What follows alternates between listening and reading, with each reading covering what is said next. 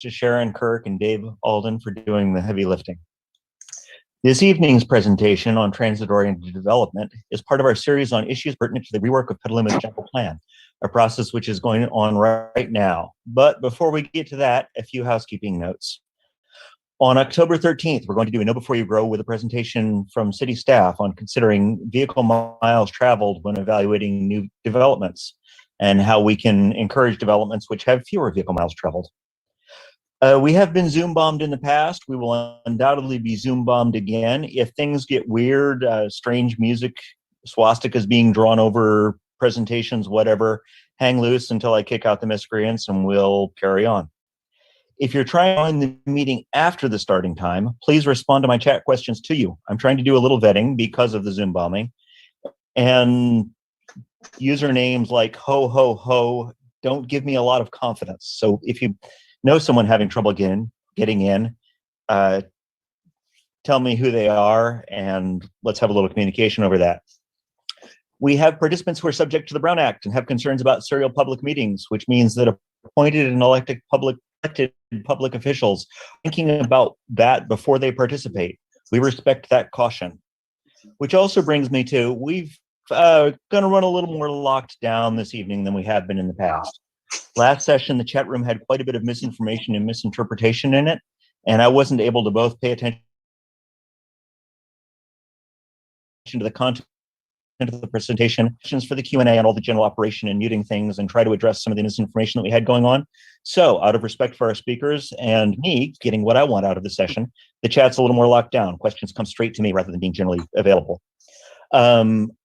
With that, I'm going to turn the floor over to Ann Edminster with the caveat that I may mute people without warning if I hear noise from them in the background, toilets flushing and whatnot. So if you're muted, it's especially if you're a speaker, it's nothing personal. Please unmute yourself and carry on. Ann, the floor is yours. Great. Thank you, Dan. Can you hear me okay? All right. Excellent.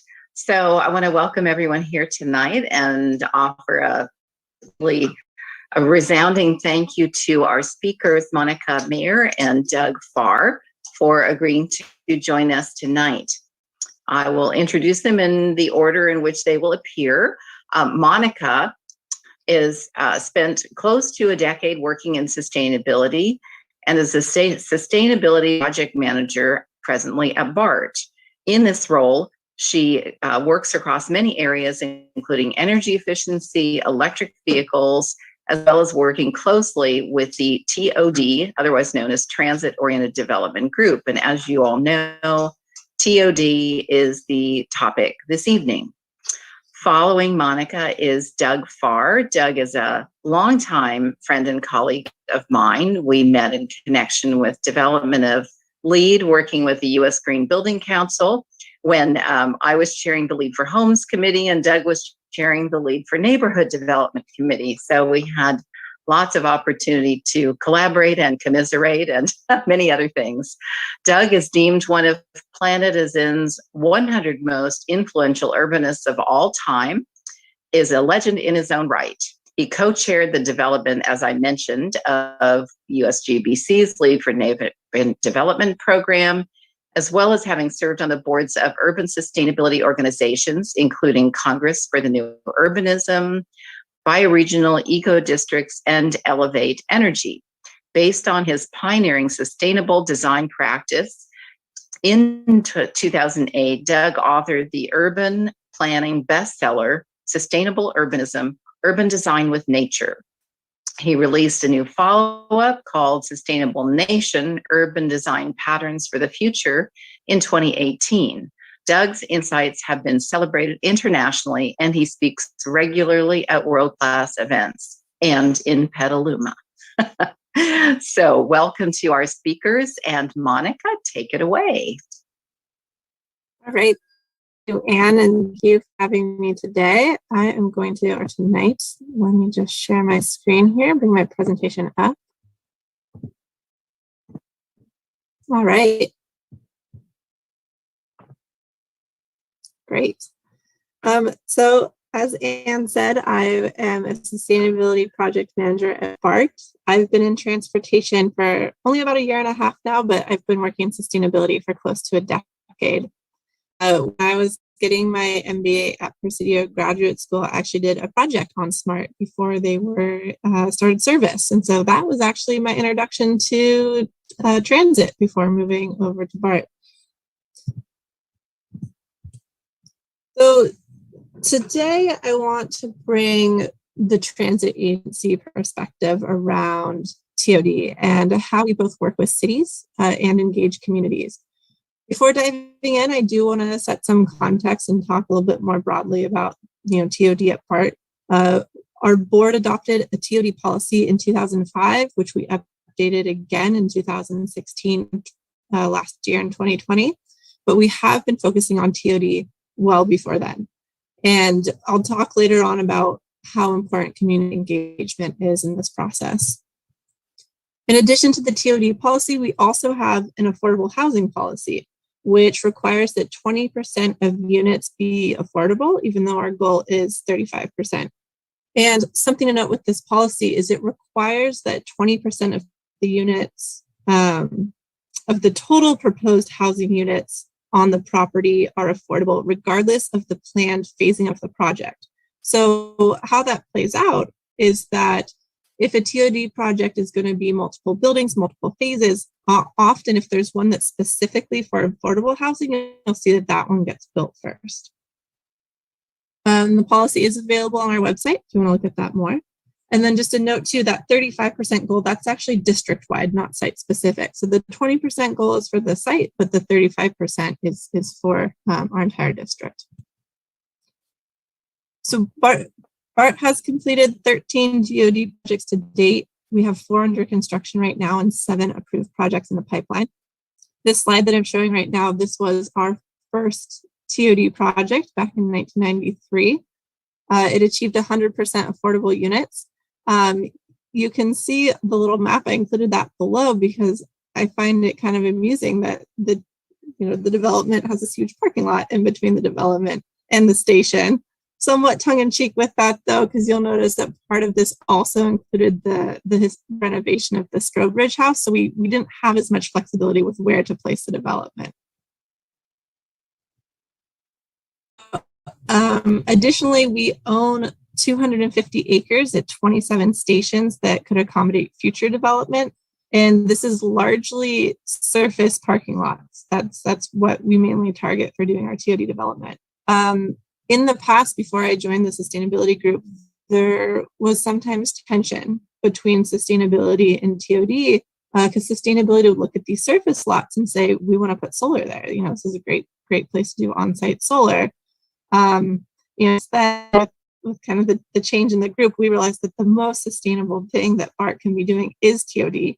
And we can try to encourage TOD that includes solar in charging. We definitely don't want to conflict with TOD.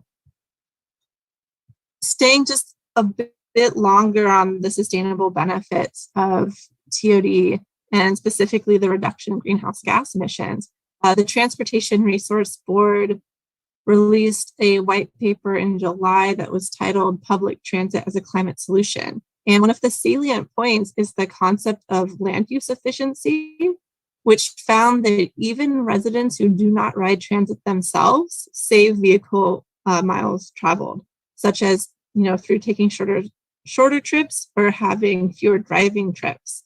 So I think when we think about TOD, we think about, those residents are going to be taking transit all the time, and that really reduces greenhouse gas emissions. And so I think it was great through this research that they found even if these people aren't taking transit, they still are traveling less and still reducing greenhouse gas emissions.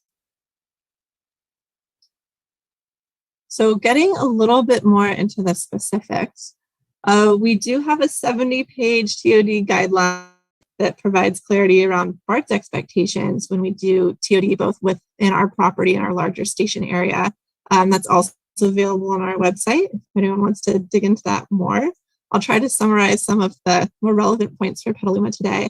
One of the important points to start with is, we have a best practice to only solicit projects for development in areas that have transit supportive land use regulations. So just to back up a bit, BART owns the land around our stations, the parking lots, and we are our own AHJ.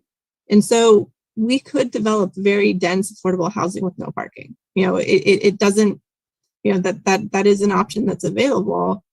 But rather than doing that and kind of forcing cities and counties to accept the developments, we found that it's best to work with them and have support. And we find the most support in the cities and counties that already have transit supportive land use regulations in place. And so some of these regulations include a minimum net density, having no minimum target parking requirement, encouraging parking management and bundling of the parking from the units, supporting affordable housing, which also aligns with our policy, and then assuring walkable streets and active transportation improvements. So in addition to looking for those regulations before we solicit developments, we also work with cities and communities to understand their goals and how the development can help support them. So, again, we're not just trying to do as much housing or office space as possible. We also want to create greener communities, enhance sustainability, and more walkable spaces that offer community amenities and services. And this can take many forms. So, we could be looking at affordable that is low or very low income households, supportive services for residents with special needs or childcare services on site, having the appropriate civic uses such as open space for farmers markets, and making sure that we establish an appropriate level of retail to increase walkability. And these examples come from actual TOD projects that we've completed. So in addition to working with cities, we also want to work with the developer to develop a community process that engages the community throughout the process, and that input from the community will inform development, design, and delivery to make sure that it meets the community's goals, objectives, and expectations. So depending on when we last met with the community to talk about development in the station area, we will work with them before we solicit a development. And then community members will also be updated throughout the project refinement stage. So for example, in West Oakland, which is one of our TOD projects that is under development right now, we have had a few different community engagement meetings, but the developer also works specifically with a community-based organization to help provide the community voice throughout the process. So there's kind of two different avenues for community engagement. Also, additionally, our board meetings are open to the public. So that's always an avenue. Our board is very open to feedback and public comment. And last point to me is, I think it's obvious, but I do think it's important to state that, the developer leading the project makes a big difference too. So, historically, BART has worked with developers who have a lot of experience with affordable housing. It's always been one of our priorities. And community engagement.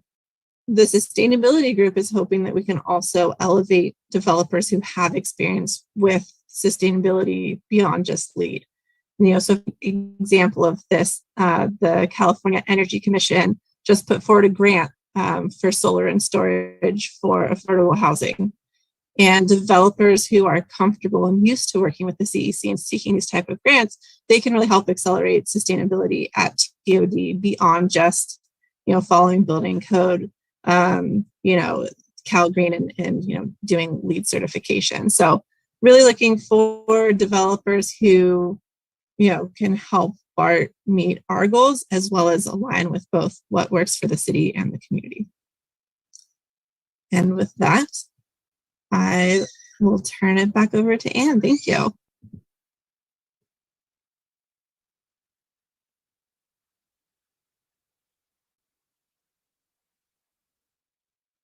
Ann, you are muted. You might want to unmute yourself. Oh, whoops. Sorry. Too many buttons to press. Thank you, Monica.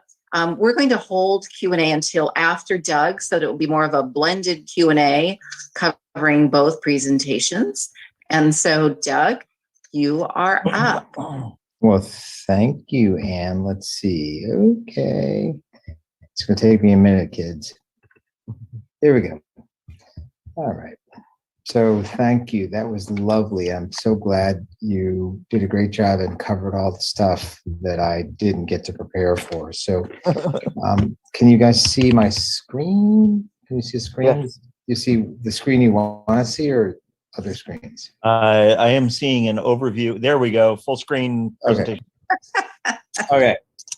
So, so thank you. So I just, Ann and Dave know this. I was on a boat cruise tonight on the Chicago River, and it was really lovely, but the boat came in 45 minutes late. So all the time I left in my day to prepare, you're seeing it in real time. So anyway, good evening. Thanks for having me. Dear old friend of Ann's forever ago. And just hang on.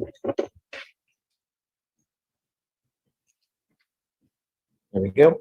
So I was sent some examples of TOD in Petaluma, and it struck me that they were not where they should be. So since I've had 3 cocktails and 2 glasses of wine and not enough food, I just thought I'd sort of go for it. So, and I'm also the out-of-town guy, so I don't really know any of the people involved, so I can speak my mind, and this is a favor anyway. So anyway, but why is it so primitive? Why, it's California. It's the burning shore. It's the golden door. It's all the things in the Grateful Dead songs. Why is it so primitive? So anyway, who the heck is this guy talking? So as Ann said, architects, planners, been at it 30 years and really been trying to push on both the urban scale and the building scale on sustainability. I got a book, buy it if you want, or buy it if you can't sleep. But it changed my life, the act of writing that book. And so just real quick, this kind of carbon urgency pitch. So here's the chart for CO2 reduction, and here's the rate at which we should decarbonize our world. So I want to take a kind of quick poll of the room. When do you think the United States is likely to basically decarbonize? 2030, 2050, 2070, 2090? Put it in the chat, please, A, B, C, D, and I'll let that voting thing go on. In Sustainable Nation, we did a comparison to say, there isn't really any way to know this, but you can compare to other things that we have as a society have reversed, and smoking cessation is the best example. So hopefully this clicks through. It doesn't seem to be clicking through. There we go. Correct answer is the letter G, which is the year 2150. So if we decarbonize at the rate we quit smoking cigarettes, there's the 2 lines, there's the slopes. Read it and weep, kids. So we're going about it really slowly. And this is not to depress you, it is to inspire you. TOD is a part of that, but TOD is a very slow moving train. It moves in generations. Every TOD we've been involved in after 25 years is still at most 2/3 done. So the pace of TOD and the pace of decarbonization, are sort of mismatched. So why I mention all this is to say, getting the TODs that are in the pipeline in Petaluma right now, we don't get a second bite out of it. To get it wrong once and tear it down and wait 50 years. So it should be all electric, fossil fuel light, or fossil fuel non-existent, and highly walkable, and we're a long ways from that. So in Sustainable Nation, you've all seen the examples where you talk about sort of case studies, like who else has done it better somewhere? Let's go, either visit or read about it. So we've called these pilgrimage sites. And it's the idea that oftentimes you make the effort, the sacrifice to go see a place. It really burns its way into your head. So these are sort of pilgrimage sites. This is the TOD that our firm designed in 1999. It's in Normal, Illinois. And when your town is called Normal, Illinois, you got to try a lot harder. So what did they do? Made this sort of beautiful circle, very inclusive. It's at the nation's first circular intersection. That's a story. Water, air conditioning is you put your feet in the fountain, and very honored that it's gotten a slew of awards. But it is a place, and behind this image here is the Amtrak station. Here it is from the air. So circular, kind of a conservative Midwestern brick aesthetic. That was just kind of where central Illinois was. Here's the Amtrak station over on the left and the circle, and this is the Sweet Corn Festival every summer.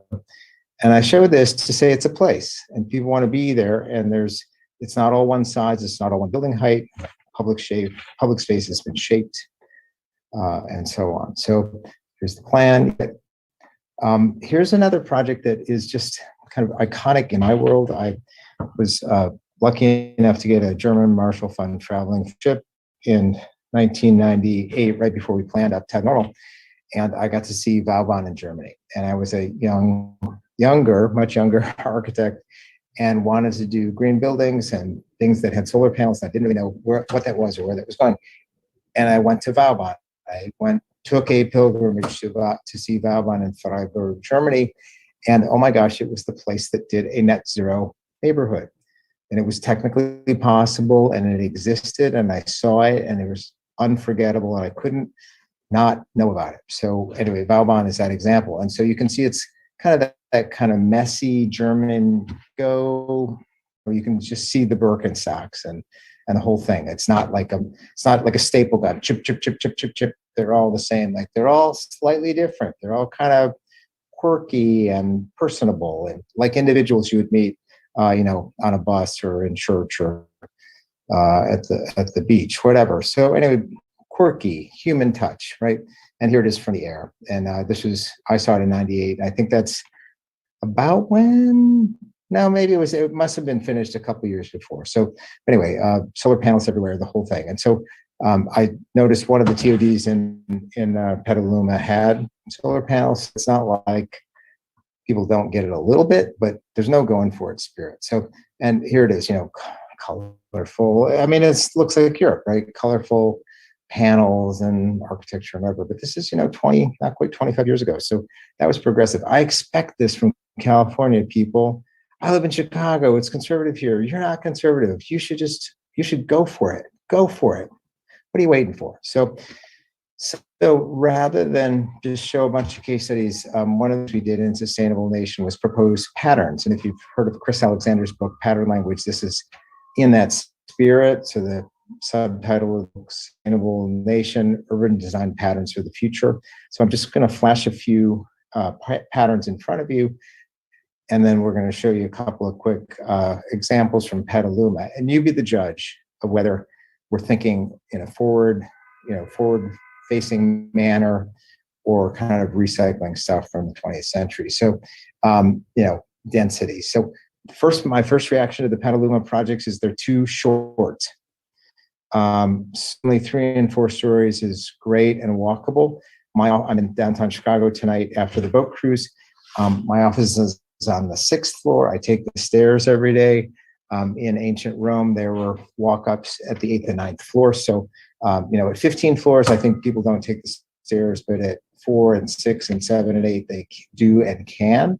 So I think more density would be okay. This is contributed by Jason McClendon. This Steve Muzan is the wrong name, who founded the Living Building Challenge. And so his sweet spot was 4 to 8 stories. And you look at Houseman's Paris, you look at Vienna, Upper West Side of New York, they're taller than many of the buildings you're seeing in Petaluma.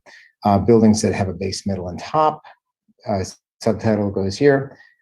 Separate the parking from the housing. This is a beautiful diagram drawn by a California architect, John Ellis of Solomon Mithun in San Francisco, and basically makes the case there's a matrix of across the top is sort of 1-to-1 parking, 0.5-to-1 parking, and 0.25-to-1 parking. And the density goes up. And then these little numbers down here are the ones to pay attention to. Compared to a just detached single family, how does the cost factor go down? And what you find is down here at 45 dwelling units to the acre, if you can reduce the parking, the housing just got a lot less expensive because you're not building a lot of parking. And so, and there are pockets of the world where this is completely possible. But anyway, I still see in the Petaluma examples kind of pushing for excessive parking, and it's embedded in the project in a way that you can't extract it or change your mind in 5 or 10 years when the technology is, providing mobility service rather than an object you own. So anyway, you kind of get the picture there. let me keep going. Second chapter is theater of life. How can we make our neighborhoods places we never want to leave? When you see the Petaluma examples, what will you feel? You will want to leave them. You'll want to leave them. So like that's a measure of failure. So this is a kind of from our friend Emily Town, Perfect University of Chicago, and urban. But it's basically everyone needs a spatial unit that they call home, that they identify with. And so, the attributes of it, does it have a name? Do you feel like you belong? Does it have a center? Do you know where the edge is? Does it have diversity of uses? This is the classic planning diagram of the last 150 years. Ebenezer Howard had them, and so on. Sort of everybody since. So think of it as places, not as developments adjacent to a future transit stop. So have a third place. Where's the place that I live in your neighborhood? I don't know that many people, and how do I meet people? Third place is that magic thing. It could be based on pets, kids, coffee, alcohol, and probably other California-based accelerants would work to score a third place. So is there a third place in any of these plans that were sent to me? If there were, it's pretty hard to discern. So I'm sorry, I grabbed an old PowerPoint. This is from Patrick Kennedy, if you know him, in San Francisco, developer of his company's Panoramic Interests, San Francisco, Berkeley-based developer. Micro units, where's down at the smallest end of unit size, like why aren't there any micro units being proposed in Petaluma? We say, oh, that's only in San Francisco. BS. Some people like that sort of distilled lifestyle. So here's one: turn strangers into neighbors by diversifying dwelling types in each building. So if you have a multifamily building, do you have some efficiencies, 1s, 2s, and 3s, or is it all 2s, right? So you're going to get a very homogeneous family type if you don't have a diversity of unit types. So that's what that's about. And this is a beautiful work by, again, a California firm, Mool Palazoides from where they from? Pasadena. And so here's their beautiful California courtyard housing. So this is, inventive. Somebody spent money on design. The designer they hired had complex ideas. They translated into beautiful forms. So I don't see any evidence of that in the Petaluma examples. They're just gorgeous projects. I'll just let them speak for themselves. The Del Mar station, if people aren't familiar with it, is just gorgeous. And so, a variety of buildings, they've used color and massing to appear to make it many, many buildings, but I think it's one sort of large, interconnected sort of spider web of a building. Architecture, massing, urbanism, color, and then this crazy thing where the train actually goes under the building. Wow, can you do that? Yes, you can. So that's pretty cool. And then this one, mix residential building types within every block. So again, when you see the Petaluma examples, you don't see this. And this is, again, another California idea. This is from our friends at Opticos in Berkeley, Dan Perolik. So these are examples, single family house, a lower density thing. The end of a block, urban blocks matter. You can put different building types at different positions on a block. Commercial corridors, you can have that as part of a block. All of those things are absent in the examples that were sent to me. And then here's another one for you. I believe this is actually pretty important, which is the idea that each building should have one architectural style. And that may seem like, well, of course, but look at the examples we're going to see in a minute. You cannot tell. There's a pastiche of generic balcony with generic rooftop with generic, I don't know what style it is. I wouldn't be able to classify it. And so you say, so what? It's just developer housing. Well, I'll just say when some of the best places, and this is one, this pattern came from a project outside of Atlanta, Georgia called Serenbe, which is a kind of made up word, which is the agglomeration of serenity and be. So be serene, Serenbe. But their whole MO is that every building has one distinct architectural style. So this is buildings on a block. So there's kind of a colonial, this is more kind of a mountain thing. But they have a Corbusian building. They have a Mesian, they have it, and it's lovely. And you walk along, it's like taking in this complete work of art that is this house or building. And so what you get in Petaluma, in the example sent to me, a pastiche, or worse yet, 40 buildings designed by the same architect with where variety, a left and a right mirroring passes for diversity. So pathetic, primitive.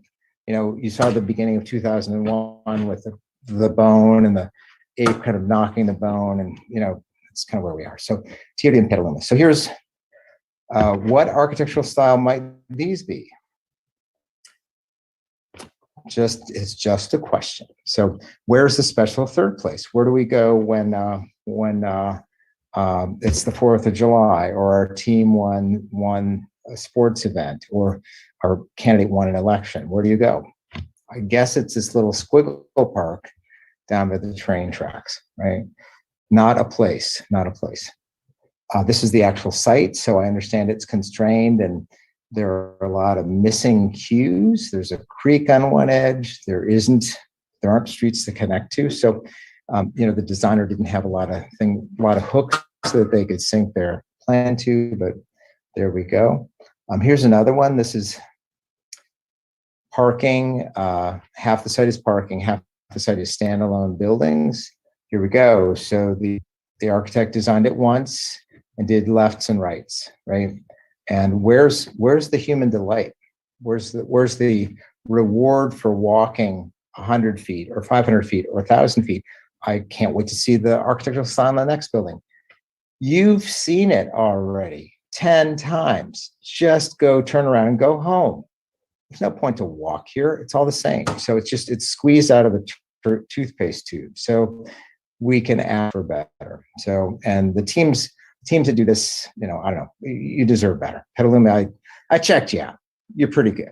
So, and the renderings, they're kind of nice. They're sort of soft and pastel-y, kind of, the painter Diebenkorn, also he was from Illinois, but he moved to California. But anyway, sort of a nice Diebenkorn palette, kind of a soft touch, but rewarding to the pedestrian, the best street you've ever walked on, not hardly. So anyway, here's Haystack. It's called Haystack with a kind of new Bavarian architecture.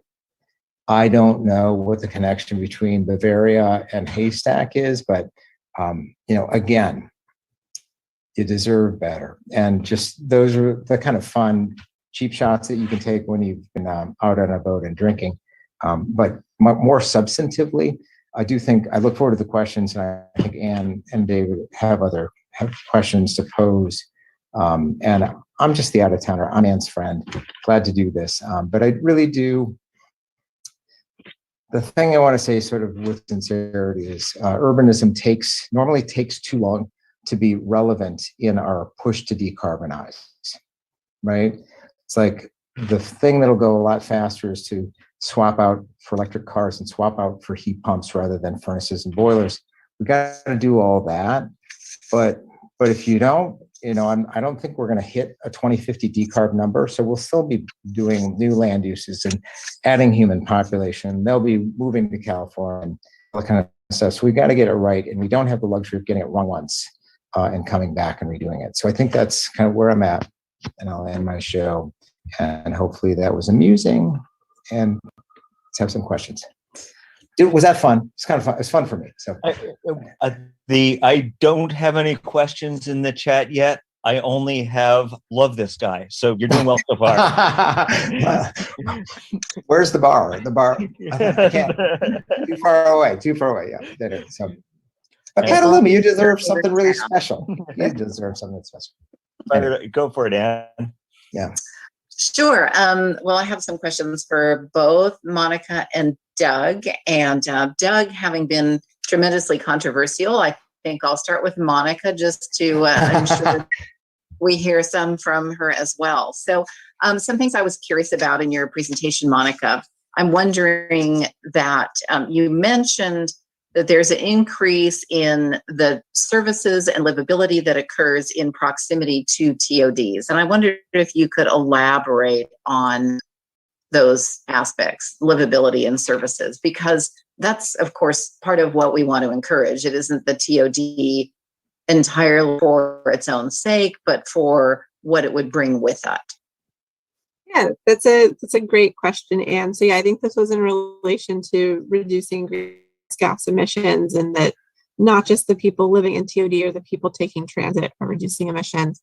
So I think one of the examples that keeps coming to mind for me is in one of the TODs that we put together, there is childcare included with the housing. And so, I think preference is given to residents, but it's not only for residents. And so if you live next door to this new development and you're looking for childcare, you can now just walk, to this new development that includes this service that maybe before you had to get into your car and drive to go to. So, that's just one example, but we see it with various types of retail. A lot of our spaces, when Doug was talking, I was like, oh, I need to go back through my pictures to see how well BART's been doing with all of these different things that he's bringing up. But I do think that we do especially think about the third place a lot, right? That open space where people can gather, where cities and community groups can host different events, be it farmers market, be, different rallies, different activities where people can congregate. So, it's just another example of how it benefits more than just the people who are living in the development. Well, I'm glad you mentioned some of the mixed uses, because that's another thing I was interested in with the decline of retail, which of course has been ongoing for quite some time. Thank you, Amazon, and thank you, COVID. I'm curious, how are those uses faring presently in the BART TOD projects? So we don't manage them, right? So we do a land lease to the developer. So I don't actually have that information with the specific development, kind of if retail is moving out. I do, I very intentionally tried to include some examples that weren't just housing. So, the Ed Roberts campus at Ashby, that is it's a campus that has office buildings and space for studying and lectures. Another one that I did not include in the slide deck is Workday. So the company Workday built on one of our sites. So the development was an office building for them. So there are a lot of options beyond just retail of how to mix space with housing. For the Workday example and for the Ed Roberts campus at Ashby, actually neither of those had housing. So our TOD doesn't always have housing. We have had some examples where it is just other use space. Very interesting. One other question before I switch over to and pick on Doug. And that is, I noticed one of the policies was that one of the criteria BART uses in selecting development projects is no minimum parking requirements. And I'm curious if you have encountered a lot of resistance among city leadership to that requirement. It's definitely very controversial, and we have to be very careful working with communities. And so one of the projects, actually a few of our projects in development right now are, so there's two pieces of parking when we do TOD at BART to consider, right? So there's the parking for residents, but you also have to keep in mind that we're developing our surface lots. So this used to be parking for transit passengers, and we don't always have replacement parking for transit. And so that is what's going to be happening at our West Oakland station.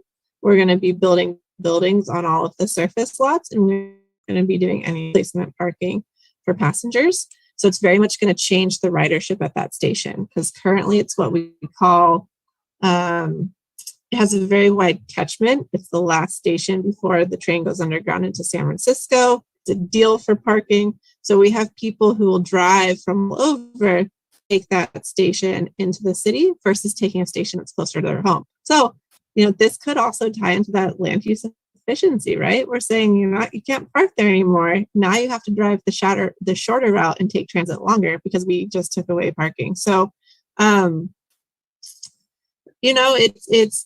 not fully answering your question, Anne. I don't know if there's like a delicate soundbite to put around it. I would just say that we, not just TOD, we also have our station access policy, which deprioritizes parking and investments in parking, especially at our urban stations. And so, you know, in general, we are really looking at how do we get people to walk, to bike, and take buses to transit. And if that means not replacing parking or just having very minimal parking at TOD, that's something that we're comfortable with.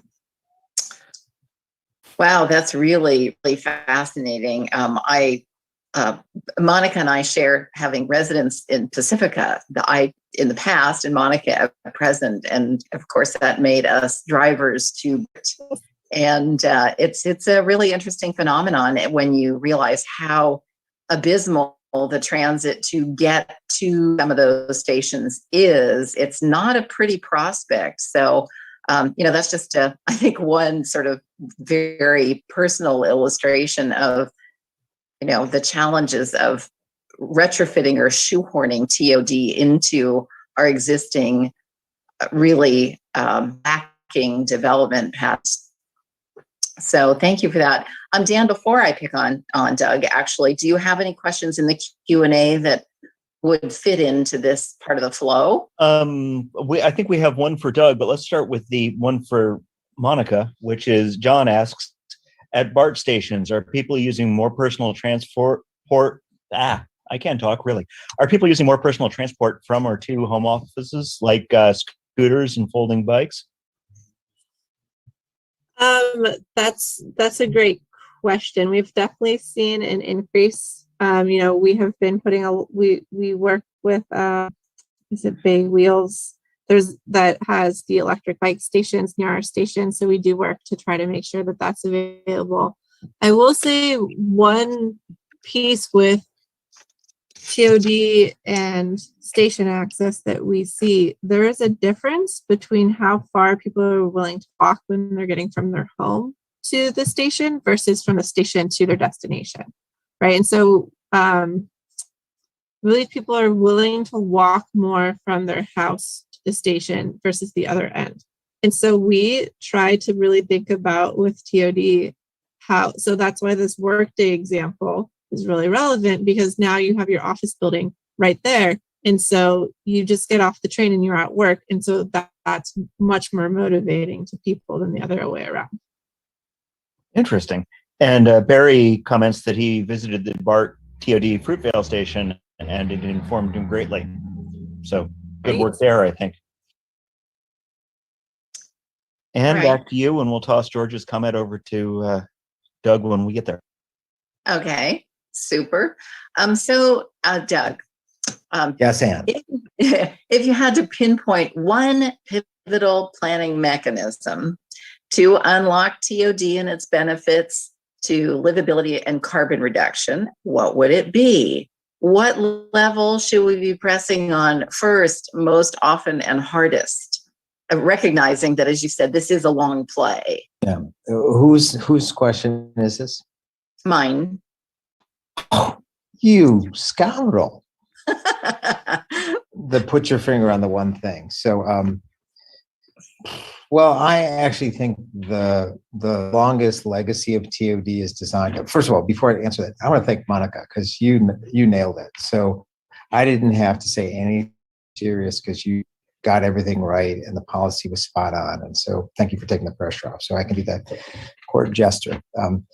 But in terms of TOD, that carbon and that climate thing, is anyone here interested in kind of the carbon climate concern? Because, I sit astride the kind of green building side where we're trying to, in our practice in Chicago, turn out net zero buildings, decarbonize them, all electric in a climate that's hard to do. The technology is getting there, all that kind of stuff.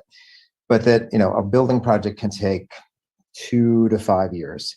A TOD project, it can take, 5 to 75 years. And so the need we have is to kind of get the carbon out in a shorter, sometime more than 10 years, but less than a generation. And so you say, well, should we just not do TOD at all because it's sort of timeline irrelevant? And so I don't think the species will go away. after 2050 and the January 1st, 2051, when we missed our targets, it's not like we cease to exist as a species or cease to exist as a society. So I think design would be my single best thing. There's, California is leading the way in terms of plenty of regulations about electrification, decarbonization, mandatory net zero ready in terms of the buildings and the architecture. So your rules are sort of taking care of that. But the thing I saw in all the projects you sent was, who the hell designed this? Did anybody design this? Like, it's kind of pretty, it's vanilla. It's, you design it once, stamp it out. We'll do a left and a right and we'll change the colors a couple of times. That's just cynical. It's just awful. So you deserve better. And so,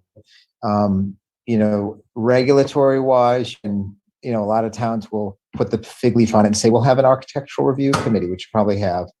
And they, push for diverse facades when all the building types are all the same. So you could steal some of these patterns and say you shall have multiple building types on a single block, right?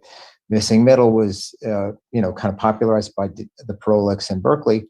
You should require that. Like, every TOD should have, X number of different housing types and building types, unit types, price points, the whole thing. That alone would go a long way. And, some architect would get hold of it and try and homogenize it and make every building look the same when internally all the units were diverse. Well, that'd be a foolish thing to happen, and may happen. So I would just say design is probably the single best thing. And in terms of, there are lots of California firms that are just great at this. Polyzoides, Solomon have mentioned, Calthorpe, Opticos, they're all, I'm sure you all know them. So get better designers, because nobody's designing this stuff. They're just paid out engineers. Pathetic. Okay, so if any of the architects are on the call, I love you, but just right. And I think that went a good long way toward answering George's question. So, which is, I've got a few more. Well, it was, how do we demand better design from developers? And that was what Doug was addressing. Yeah. Well, are there any developers on the Zoom? Because, nothing better than moving from the armchair to the quarterback position and just doing it yourself. Like, if the other guy's not doing it right, just do it. I don't know. Anyway, I'm sure you have more. Yes. So, Ann, I don't want to take things from you, but I've got a couple of questions queued up. Dave asks, I'm hopeful in the future, will there be a greater market for walkable retail than today? Is there a route to building spaces today that can be banked to something else, such as housing, and later converted to retail? Monica, you want to go first, or you want to go second? Yeah, there's a couple of examples that I'm thinking of. One example in Richmond, we have, it's actually kind of a co-working space, kind of a maker's hub that could convert to retail or back. So like, that's one option to think of. And then just something else that sparked for me, this is very future long-term thinking. We have certain requirements with how we build our parking garages. So while I mentioned that right now our TOD is all around our surface lots, we try to design our parking garages in a way that in the future, those could be switched over into buildings. So that's just kind of, how do you take this long-term thinking, make it relevant now, and then kind of keep that flexibility? So I know that doesn't fully answer the question, but just kind of two thoughts that came out of that question. That's great. I'll yes and Monica and say, there's a couple other patterns in Sustainable Nation about development ready parking. And as you've said, laying out parking lots to the scale of building footprints makes a lot of sense. The other thing is, when you see a lot of sort of sprawly big box conditions, and there's a great case study in Gaithersburg, Maryland, a project called Kentlands, which was designed in 1986 by DPZ, where it was a series of big boxes. That was kind of what the land use demand was. But they gridded all the streets and insisted that all the utilities be put under the future streets. And so if you don't do that, every big box store gets a sewer line that goes right to the kind of pump room, and none of it makes sense. You have to rip everything out when this big box fails and you want it to now be a walkable urban block. So they sort of set the bones of the place to tolerate a generation or more of kind of dopey big box that can get swapped out without having to worry about the infrastructure. So that's one. And then again, another kind of Bay Area thinker, no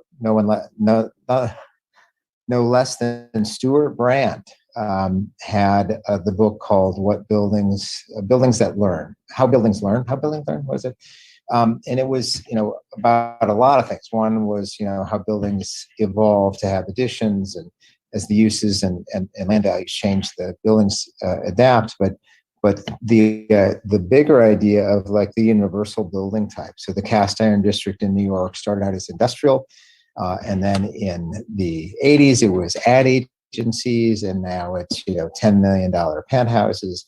And the floor to ceiling heights are big, the spans are large, and the use just doesn't matter. In building, you don't have to tear down because the economy changed. So, again, those could be written into regulations, and a lot of it would have to do with taller floor to floor heights, probably larger spans, and it would be columnar, kind of columns and beams rather than load bearing walls, which are less universal. So, those are kind of the longer term thinking stuff that comes to mind for me. Cool. Veronica asked, what do you suggest when there's been a legacy of developing units rather than designing places? How do we rework those spaces? So this is a suburban retrofit kind of question. And that was from who asked that? Veronica. And actually, Veronica, would you like to pipe in and ask your question directly? Yeah, Veronica. We'll try this. Hi, everyone. Rip.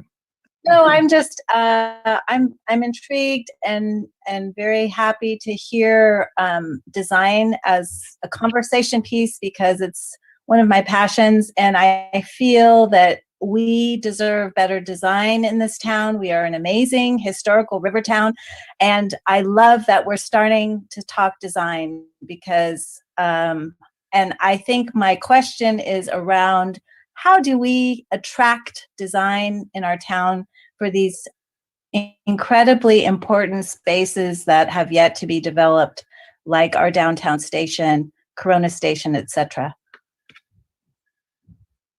I'll go first, Monica. You tap in. So, there are cities and lots of cities that have sort of design centers. New Orleans has one. I think Nashville or Chattanooga had one. So these are kind of start out as oftentimes as little storefronts. And so it's a little place, and there's like a meager staff and some student interns, and then you have a lecture series, and you get, people from out of town to show, pictures of alluring other places. And so you invite the mayor for their comment, you invite the city council to sit in, you invite the zoning and the plan commission and the developers. And then if you kind of the next level up is you take the examples that were shared with me about the TODs, and you stage a redesign before it's built. So you've got, kind of like row crop townhouses here with lefts and rights and kind of blues and greens and passing for diversity, and get somebody to really design it differently. And it'll make money. I mean, it's California. Unless the land is stupidly priced, it'll be fine. So, thank you for affirming my choice of design as the single most important thing when Ann constrained me to pick one thing, but I still think it was the right decision. And I feel like if it's not in your town, you have to import it, right? And what you really want is to get a design, what do you say, kind of edge or attitude on part of decision makers. And not everybody has a visual eye or can tell, I like that better and here's why. But if you can make it known that other places, a lot of the places I showed pictures of are really high value places. I don't mean the land is valuable, because California's kind of got that in abundance, but in their submarkets, because they're more beautifully designed, functionally designed, diversity, they're more desirable places. And so it's a premium product simply by being thoughtful. So I don't know, but I think having ideas from outside to compete with the current mediocre ideas that are kind of passing for good. Thank you very much. Appreciate that. So Dan, I'd love to jump in here again if I could for a second. All yours. Oh, great. So Doug, I, of course, completely endorse and resonate all of your comments, being a design person myself. But you mentioned costs in California, which are actually somewhere beyond astronomical. And one of the challenges is, how do you create design diversity in a context where we're not just trying to do TOD, we're trying to do affordable housing at a TOD site. And so, of course, a more diverse design, different building types adds cost. What's your solution to that? So I'll say a couple things, and I want to give Monica a chance to weigh in here.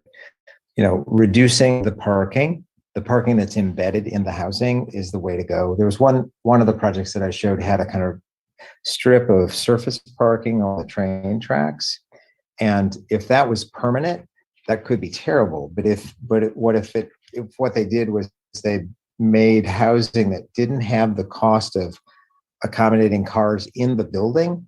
That's where that sort of 5, 10, 15, 20% construction cost savings can come from. Get the cars out of the building, design buildings for humans and not for cars, and put the cars over there. And to Monica's point, if over time you had 300 surface parking lots that eventually goes to zero and all of that land gets built on, then the cost of construction just went down. So that, and a lot of times public process, the neighbors, lovely people on this call who are nodding and agreeing, yeah, we parked too much at TODs. If it's coming into your neighborhood, you step up and oppose it. So this is going to be a problem. There's going to be spillover parking. There'll be parking in front of my house. You got to build more parking. To which I would say, don't build it in the building. Build it on a corner of the site. And if 3 years, the parking lot's vacant because you really didn't use it, build the next building, and the land came for free. So that's part of it. And then the idea, and this, I mean, to put an elevator building on the bigger streets and then some townhouses and some missing middle in the middle of the site it's not a big cost premium. So that's just silly. And so the other thing that's true is, we haven't talked about equity yet. The idea of using missing middle housing types, the 2 to 6 unit building, can be done by smaller developers. And I think that's actually a good thing. It creates wealth for a lot more people. There are examples around the country of there's a movement called the Incremental Developers Forum, and they are getting developers of color, African American, Latino developers who build a 3-unit building, and they spend a year doing it, and maybe the family and there's family wealth created that way, as opposed to, some massive stock exchange traded housing, org, kind of extruding more of the same on a site near you. So, that's also a consideration we haven't talked about. So, but let me shut up and let Monica say something smart. Well, before she does, I just want to say, you just earned your fee tonight, Doug. Actually, I'm joking. Doug gets no fee tonight, but I'm getting a drink out of you. I'm getting a drink. Yeah, if I were paying you for this gig, you just earned it, because you made several of the points that I think folks here are really going to resonate with. And I want to just echo loud and clear what Doug said. Take the parking out to make it possible to do the other good stuff that actually makes for a place. Thank you, Monica. Yeah, I just was going to say that anything design related, it's okay, Doug, if you just take those, right? Because I'm here to just offer transit perspective, and just 2 pieces. We do have parking management guidelines, right? So different things that can be done, instead of having parking, and different ways you can get, points essentially for doing different parking management. So like doing a shared mobility program, this is more than just like, yes, parking, right? There's this gray area, there's these other levers. So that's also something that's available on our website that would be interesting to look at. And I lost my other point, so I'll just stop there. And do you have more? Because I've got about 2 hours worth of questions here that I don't want to hold our speakers terribly late for, but I'd like to kind of just run through quickly so that at least we get a little bit more covered. Dave plays inside baseball a lot. So he says, Doug, fellow CNU member Steve Coyle. Steve is of the strong opinion that TOD in cities such as Petaluma can't be financially feasible over about 3 stories. Is there a path to making taller buildings more feasible? We love Steve Coyle, and I'm glad you mentioned his name because it makes me happy just to hear it. Thank you, Dave. So Steve's just amazing. So I totally respect what Steve said, and the chart that I showed with the kind of matrix acknowledges a fundamental truth about what Steve said, which is stick frame construction is about the cheapest thing going. So for the construction, but when you think about land and that we aren't making more land and we want more units closer to the center, closer to the transit and so on. So, the building codes make it easy to build sort of a 3, sometimes 4-story buildings. Then you have to go to fireproof construction for the ground floor, sometimes 2 stories. The Pacific Northwest, north of y'all, particularly in Washington State, is pioneering the kind of use of what they call it superwood. You can do wood frame buildings at 4 and 5, sometimes 6 stories. So it's meets the Steve Coyle criteria of still stick built. They're just thicker sticks. And so I would just say when you look at land value overall, Steve's still right, but I think when you factor in land value and say it's pretty expensive because it's a good central location, we should use it intensively. So, but I think the bigger factor there is just get the damn cars out of the building, and that goes a long way. So I'm got rush of things in the comments to me, but Heather's got her hand up, and Heather gets to jump the queue because of who she is. Go for it, Heather. Well, I'm actually here just as Heather. So excellent. Well, still jump. That's why I took my background off. There's a couple things that you said that I completely agree with, but yet, I am a planner with the city. We continue to bang our head against the wall to try to get traction on things that you're bringing up. So we have begged developers to go taller, and we have zoning districts where we don't have a maximum density, and we can't, get it. We have offered parking reductions, and it is a constant fight that oftentimes we end up losing because we don't have the teeth to say you can't, and we kind of are in this constant battle. And some of the people on this know that battle happens, others don't, and only see the final product and don't quite understand sometimes how the sausage is made, if you will. But for instance, like one of the projects you put up there also, it is 100% affordable to low and very low, and includes 25% supportive housing units. I mean, so we are also desperate for those units. And so we get in a push-pull. And I will say, we did get a community space. It's not huge. It maybe isn't, everything we would have wanted, but the final design of that project ended up doing that.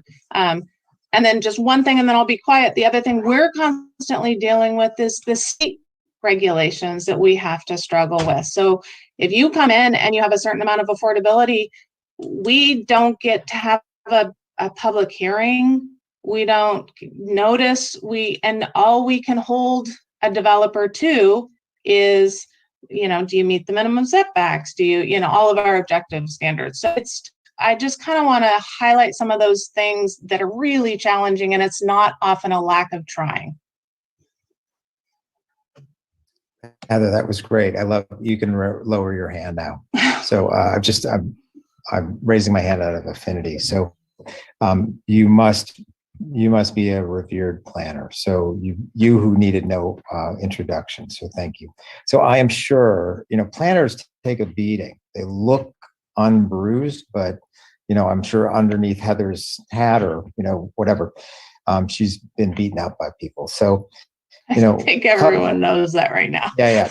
Well, a couple considerations. So, the new urbanism has, a couple things to try. I'm sure you probably tried them, but they're worth mentioning. One is, your codes. I don't know what your zoning codes are like, but there's been a movement since 1980, so 41 years worth, called form-based codes, and it's We were the first city in the nation to adopt a form-based code. Well, then I'm just better hang up the phone. That's pretty impressive. That is impressive. Yeah, but with that comes is there a fast track and a slow track? So, if you build a 6-story building, you get your entitlements in a week. You want to build a 3-story building, that'll be 2 years. That's the trick. So like make the fast path the one you want, and developers here, translate time into money. The math is pretty easy.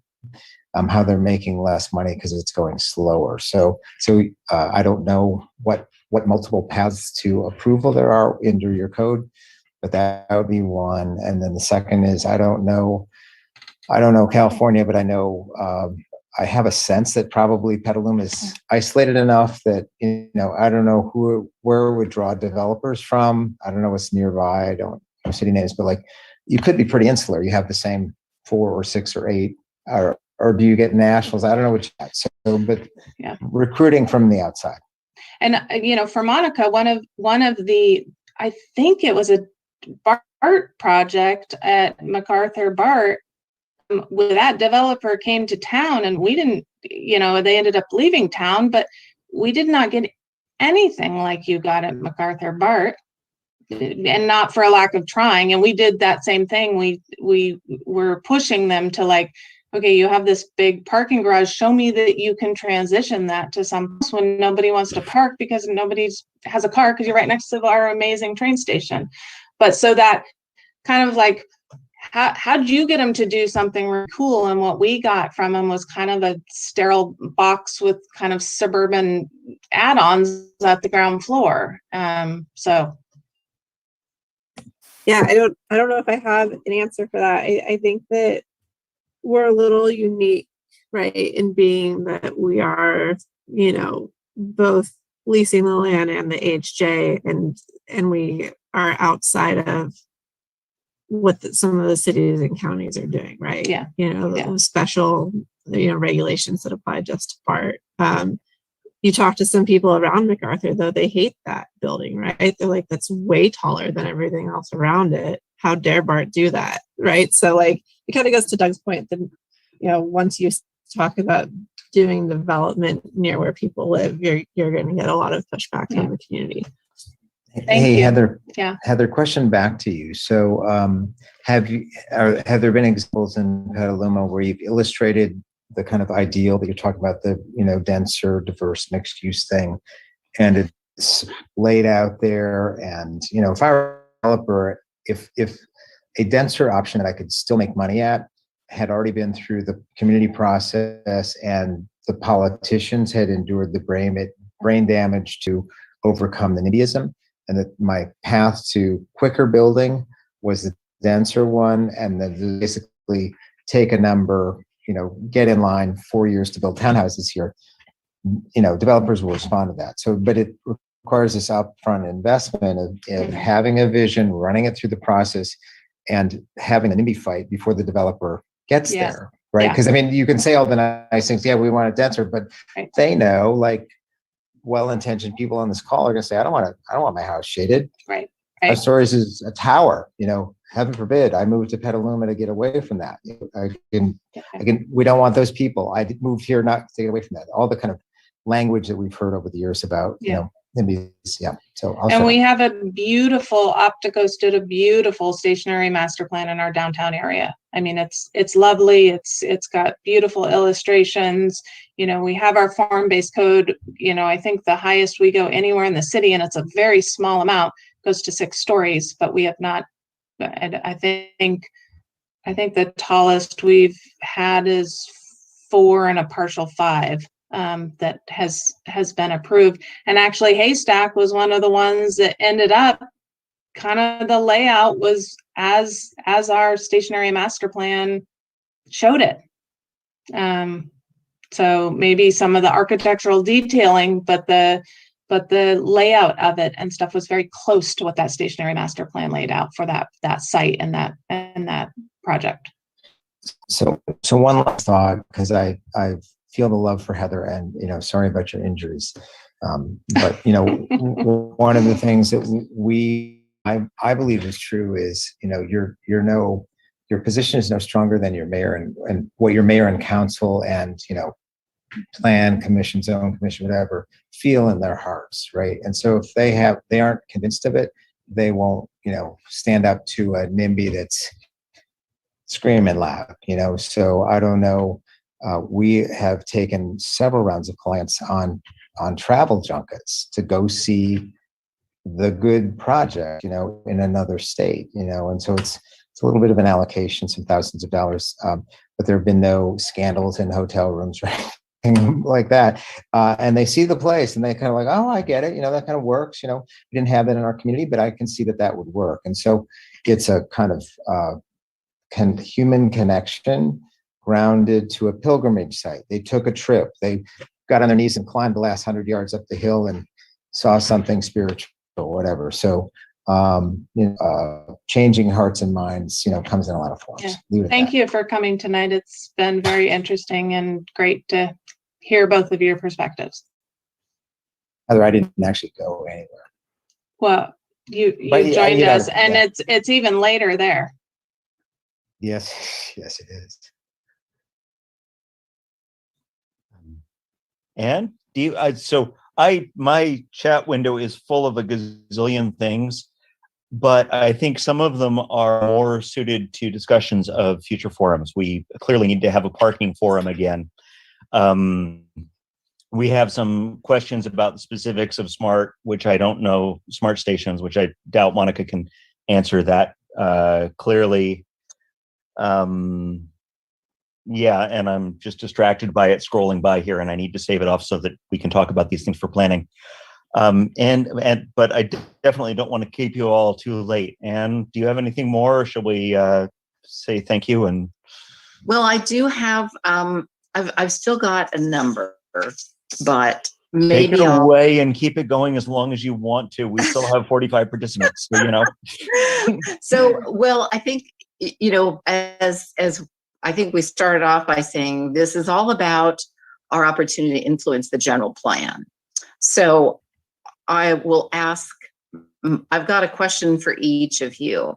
Monica, my question is, in your at BART's interactions with cities, so you sit in the transit agency seat and you work with cities. Is there anything from your vantage point there that you might advise us as concerned and active residents to, messages to carry to our city leaders that can influence these projects for the better? When we, are dealing with the transit agency or anything that you also hear in your work with the public that you find particularly compelling or persuasive? Yeah, I mean, I think the main piece is, how do you come out showing that you have this transit supportive regulation, right? So how, when you're looking at the general plan, can you put pieces in there around parking, decoupling it? Are these different things that you can, as a city, adopt, make Heather's job easier, because then it's, that's how it's moving forward, right? Because, like I mentioned before, like we have the authority to develop any of our parking lots as we see fit, but we choose to start with the ones that are in cities that have these supportive, transit supportive regulations already in place, because we assume that, to Doug's point, they have a supportive mayor, they have a supportive city council. And then to that too, I just want to say, BART's board, at least our current board, is very supportive of TOD, like to the point where, one of my big projects is trying to do electric vehicle charging at our stations. And I have to be very clear that I am not going to be putting state charging stations where TOD might go. Like, they don't want anything getting in the way of TOD. And so, it goes to the point that when you have the right support, that it's going to help these projects move faster. Well, that's a wonderful. Thank you so much, Monica. And it's actually the perfect segue to my question for Doug. And this goes back, Doug, to the preface of Sustainable Urbanism, where you wrote, all sustainability is local.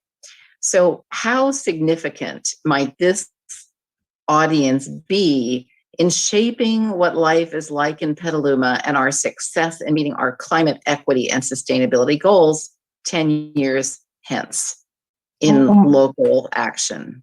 I hate people that write out their questions. They're so thoughtful and they citations and stuff like that. So I hate you, Ann Edminster, but so this is, I don't know the names and I don't know the folks on this call, but I get some sense that it's a committed populace, and you all are leaders of some sort, because you're spending your evening not binge watching something, and you're here with an eye to making Petaluma better. So that's number one.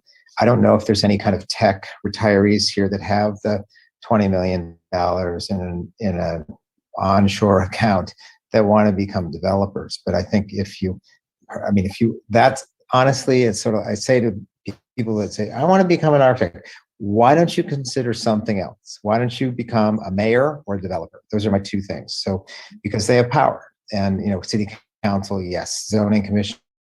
How many people on this call are on plan or zoning commission? Anybody? Quite a few. Okay, awesome. Yeah. Love you. Keep it up. But so you're in a position of power. You're gatekeepers. It sounds like you've had some of the good consultants, and lovely. But I will just say it's, and I know Monica knows this, and other friend, the planner, Heather, knows this. But you're no better than the average member of your community. If the Jane or the Joe you stop on the street doesn't kind of get it or hasn't heard about it, ooh, that's pretty bad. So it's, there's no end of education. So that's one. I go back to, I'll just say, as a person whose part of my day job is doing plans, plans can be lovely, and plans can mostly fly over the heads of a lot of people. When we do municipal plans, we are lucky when the number of people we engage exceeds 2 or 3% of the population of a municipality. So that means 97% weren't there, and 90% didn't hear about it. And so, when you hold a public meeting and the people come out with the burning torches and so on, that's to be expected. So I know, just what do you do about that? So I'm going to go on since we're maybe ending early, I'm going to keep going for a couple of minutes. So in Chicago, we had the first so-called modern plan was prepared here in Chicago in 1909 by an architect named Daniel Burnham. And it was called the Chicago Plan, commissioned by the Commercial Club of Chicago. And it was, a bunch of white guys with suspenders and cigars up in, taller buildings, looking down at the city and making plans. So it was, pretty top-down stuff, but it was thoughtful, and it had illustrations. It was visionary. And then famously, this is the coolest part that people maybe don't know. In 1925, I think he was head of the plan commissioner, a guy named Charles Wacker, published something called the Wacker Manual. And what it did was taught to 8th graders in the Chicago public schools, taught them as a mandatory part of the curriculum, the Chicago Plan. It was a plan for a public lakefront. It was a plan for a transit system. There was a plan for modern plumbing and sewage treatment and health facilities. And every 8th grader in Chicago I'm a Detroiter, so I wasn't part of it, but for about 50 years, every Chicagoan in 8th grade learned the plan. Like, you want to talk about sort of deep penetration, that would be cool for Petaluma to do that. So make that investment, translate these ideas down a generation or a decade or two younger than anybody on this call, and plant that seed, because that would be the kind of the most powerful thing you could do. So, and the kids have a way of talking about, well, there are some kids go to school and you have no idea what they do all day, but there are other kids that bring it home and say, you won't believe what we're talking about. So it's crazy stuff, this planning stuff and parking, and and the parents can learn from the kids. So that would be maybe the kind of part of history from Chicago that I'd like to share, just as a kind of, it was like a 50-year investment. And the other thing to say, the Burnham plan, after 112 years, is now considered to be about 35% complete. 112 years, 35% complete. So, we have a couple projects that we started, like Uptown Normal. It's about 2/3 done. I'm really happy. It's only been 22 years. It's like lightning, right? So, thank God everybody on this call is young, except for those people who have their cameras off, who I think are hiding something. I don't know what's going on with that.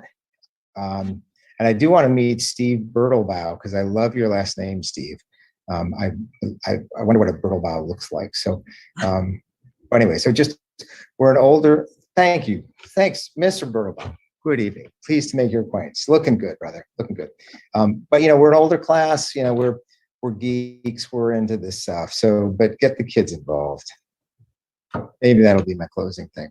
But I would just say, aim high. Like, what else are you going to do in your life? What legacy are you going to leave? Are you going to let mediocre things happen to your town? And I appreciate that I got some of these things wrong. The projects had social virtues beyond their physical form that I didn't know about. So, granted, but aim high. Like, what else are you going to do that's more important? So leave it at that. Thanks. Thank you, Doug. And you just earned your fee all over again by talking about education, which is really another huge cornerstone of my practice. So awesome. I'm going to run and show you something, but give me 1 minute. Oh, okay. Very good. Dan, in the meantime, do we have anybody else waiting in the wings who would like to add a final comment or question? Oh, jeepers. I mean, I've been trying to keep up with all of the chat and the comments, and I'm going to be dissecting these things all deeply afterwards. And yes, for everybody who's asked, what happens about the spillover parking if you don't have enough parking in your development, and how do we process that? We had a forum at Della Vittoria with a protege of Don Shoup, and if you have not read Don's amazing book, well, neither has anybody else, but the first chapter is available for free online, and it's well worth a read. And we'll do a follow-up on parking, and I've got some people who are interested in design, so I think I might have some people who can share future meetings. Anyway, Doug's back. So I don't know if you can see this, but it's a very advanced tool, excuse me, in our office called the Urban Design Name Generator. And so when we were chairing, and this goes back to Lead ND days, we figured out we had 238 case studies from around the world, and Elliot Allen, if you remember Elliot from Portland, kind of did a database and figured out there were like the same words were used over in all the titles. So somebody in my office made this. And so if you don't know what to call your project, North Arbor Center, spelled CENTRE, Bella Station Common, Old Vista Square, Midtown Circle Place, Old Plaza Place, and so which is to say, very little we do is that creative. Brilliant. Yeah, maybe we need to invent the new version of that. That is creative. Word scramble. Yeah. Yeah. All right. Okay. So Dan, you mentioned a chapter of a book. Is that something you could put onto the Know Before You Grow page for folks? I will ask Sharon to put a citation on there. Yeah, the book is The High Cost of Free Parking. And if you are interested in this topic and haven't at least read the first, after about chapter 7, it's just beating a horse over and over again. but it's well worth at least reading the free intro online. And if anybody wants to borrow it, I think it's still on my shelf if it hasn't gone off to other places yet. Wonderful. And so I understand this session's been recorded and it will be posted, but do we also post our presenters' slide decks? We would love to post our presenters' slide decks, and I have been not as good about linking to them once Sharon puts them on the website as I should be. But yes, if you want to email them to Ann or me or Sharon, we will make sure that they get posted, and I will get off my butt and put those resources in the YouTube comments, and we will of course post this to YouTube and push it as widely as possible. And we will also all go buy Doug's book from Copperfields because that's the right thing to do. Thank you, Dan. I do want to say that we do have the book posted on our resources page. So they're listed by forum date, but also by just an alpha listing of the books. So you can find it on our resources page. Wonderful. And so if our presenters would be kind enough to provide their presentations in PDF, we would be most grateful. And if you don't wish to, that's perfectly permissible as well. So thanks once again to Monica and to Doug, and hope you all enjoy the rest of your evenings. Thanks for joining us tonight, everyone. Thank you. Thanks, Monica. Beautiful presentation. Thank you. Thank you. Yes. Thanks, everybody. Thank you. I'm going to copy off the chat, and we'll see you all next meeting. Thank you. Cool. Thanks, Dan. Thank you. Bye-bye. This was great. Thank you, everybody. Wonderful.